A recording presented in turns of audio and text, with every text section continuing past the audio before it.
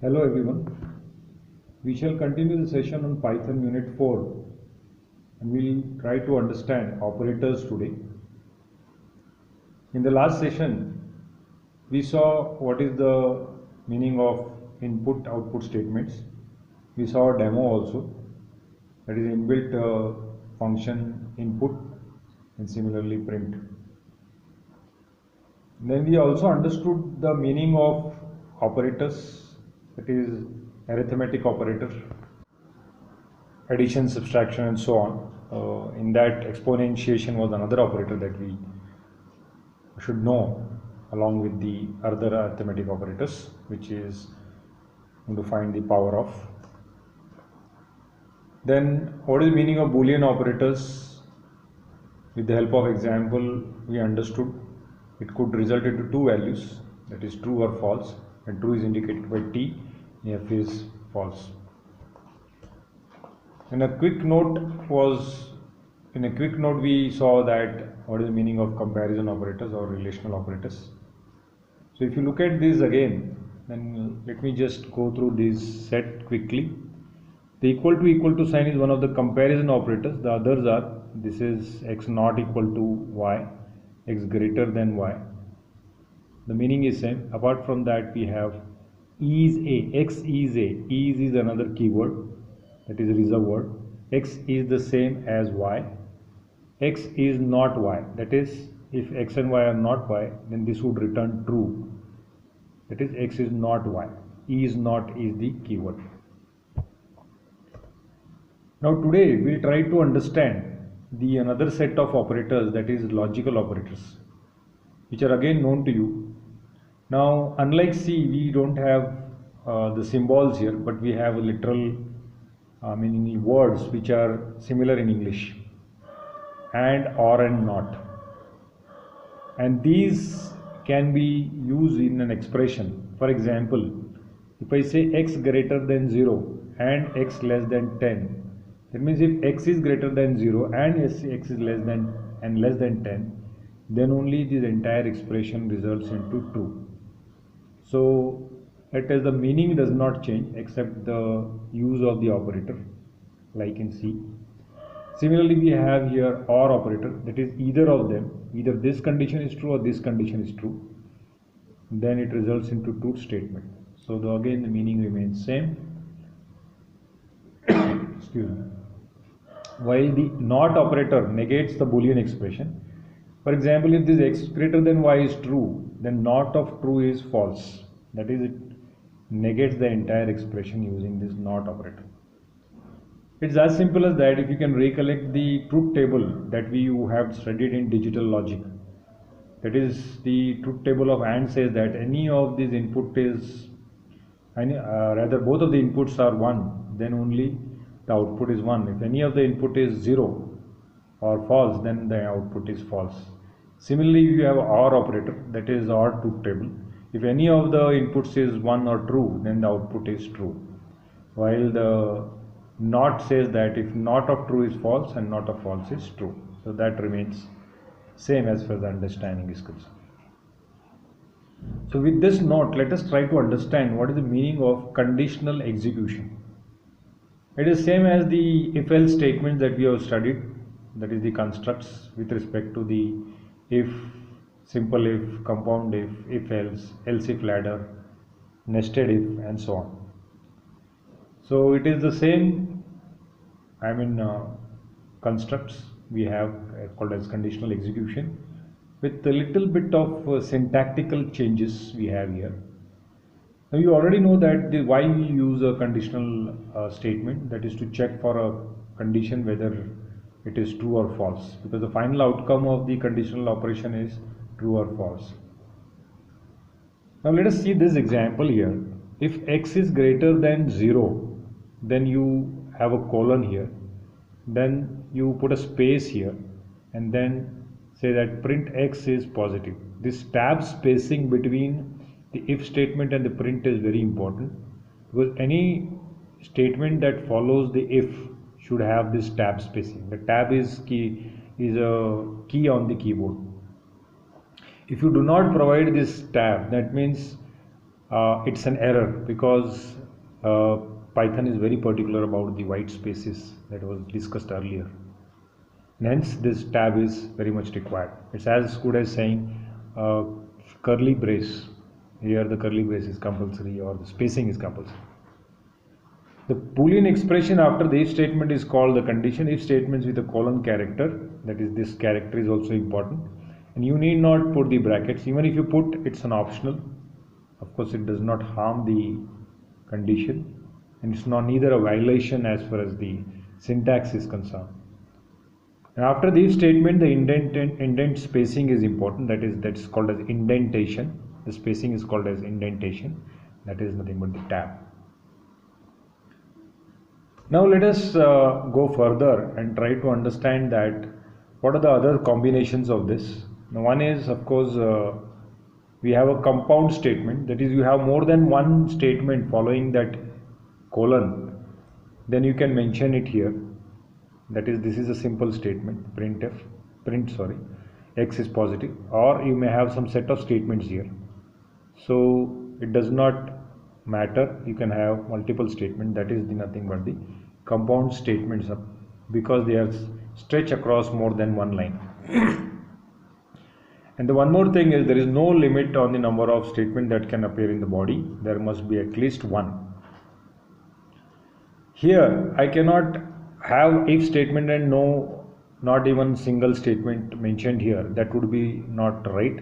I should have at least one statement following the if condition statement, and that is necessary. If you do not have a statement, even you can specify it by using a keyword called as pass. So you can skip that. If a body has no statement, then pass statement can be used, which does nothing. It just skips it. This pass word can help you there. So one of those reserved words called as pass. Now let us see with an example what does this statement mean.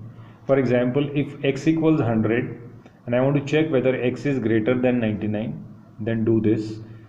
Otherwise I have another set of statement wherein I have used the logical operator also. So if x is greater than 99 colon x equals x plus 500, and I have another statement which says x is less than 101 and x is greater than 99.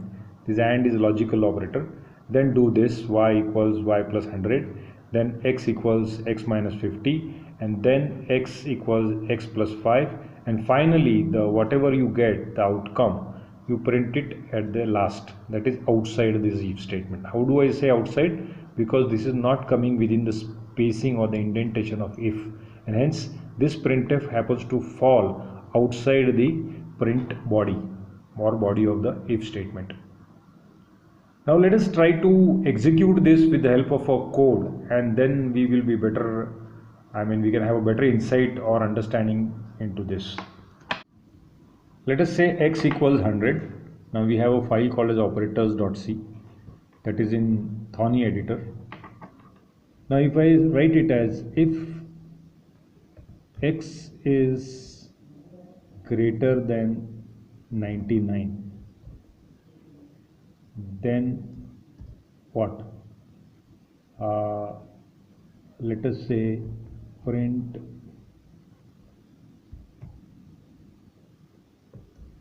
x is greater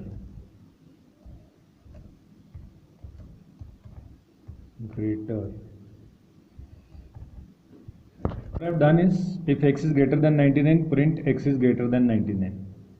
I have written as usual without any consideration to the syntax. Let us see what happens. Now of course we would get an error which says that first of all there is a syntax error shown at the 99. Now what does this mean is, you have missed the colon. Let us put this colon and then again run it. Now still there is an error. You can see here indentation error, that is expected indent block. Now what does this mean? Your print is not aligned after this properly, so you need to put an indent, put a tab spacing here. just press the tab, and now you can compile this and run it. Execute this. You get the output at x is greater than 99. Now you understood the significance of tab here. Now let us move further and try to incorporate the other code. So I have typed x is less than 101 and x is greater than 99. The and can be used in between. Then I have y equal to x plus 100, some expression, and then I am subtracting x value from x, that is 50, and then adding both x and y to x, and then I want to print the value of x. Now how do I print the value of x? Print x, which is not inside, but I want to print it outside. So how do I take this statement outside? To just align it with the if block, that is if body is starting here and it is ending here. That means outside this I can put the print statement. Now if I execute this, I would get 250. That is nothing but whatever the computation was there, it was true, and this executed it. Now let us try to make this as false and see what happens, whether I get the same answer. Now how do I make this as false? That is x is, instead of saying x is less than, I will just convert this to x is greater than this, and x is less than this. Now if I execute this, what does this mean is it is false, and I would get 100. That is, it never goes inside this. Whatever value of x is there will be printed. Or if I try to make use of an OR operator, that is OR, and if I say that one of the condition is fine and the other condition is false, then again it is true and it will go inside this, and again it will compute the value as 250 here. So you can see that the value is 250, wherein it was the same when it was true in the earlier case. So this is how you can make use of OR and OR not and so on. Not, I will try to put this into a bracket, and let us try to say that this is not of this. That is, if it is true, then it would be false, because you know that just now we saw this is true, and it would be not of true is false, so the value of x would not be same again. I would get 100 because it would be false and it would execute x itself. So this is how you can make use of the logical operators, and along with that if condition can be, or if execution can be done, that is conditional execution, using this method. Move on to the further, understand alternative execution. It's nothing but the else part is added to the if, which we already know it. The second form of if statement is alternative execution, in which there are two possibilities. That is, if the condition is true, then execute this, otherwise the false, then execute the second possibility. So this can be written as if x percentage 2 colon, that is print x is even, else again colon, print x is odd. So all that you have to do is use else along with if. So we have a program here, like we have been writing program in C. So we have a program here called as write a program in Python to accept an integer from the user and determine whether it's even or odd. Now solution is given here. Let us go quickly to the editor and write this program. Now I have already written a statement which you are familiar with. Num equals input a number, and whatever the number is read in from the user will be stored in num. Of course the file name is oddeven.py. This time we have changed the file name to oddeven. Now you know that whenever you are reading an input from the user, the input is always in string. This, if you can recollect from the last lecture. Now since it is a string, I need to convert it to an integer, and there is an inbuilt function called as int of num. When I say this, it will try to convert whatever I have read it into an integer. For that matter, you can use a float also. For characters you need not convert, because defaultly it is in character. And then you try to take a decision whether if your num is percentage 2 equals or not equals whatever, not equals 0, then you know that it is print, it's an odd number. That is, it is an odd number. I would say num, comma, and then single quotes, space is odd number. Similarly, I would say else. Now else part is written with colon printf num is even number. So if it is divisible not equal to 0, that means 1, then it is odd number, it is even number. So this is how you can write this if else. And now if I execute this, now there is an error there. So let us understand what is the error here. Indentation error. Now again, where we have missed the indentation, you must have guessed it, that there is a indentation error. Another common mistake. Now there is a space in between the first column and this. We just have to take entire thing into the left hand side. Go to the left hand side. Now your if also starts from here. Now I have corrected this spacing. So now I brought everything to one side. Now I run it again. Now it is asking me input a number. So let us enter number 88. I hope you can see that 88 here. And I press enter. So 88 is a even number.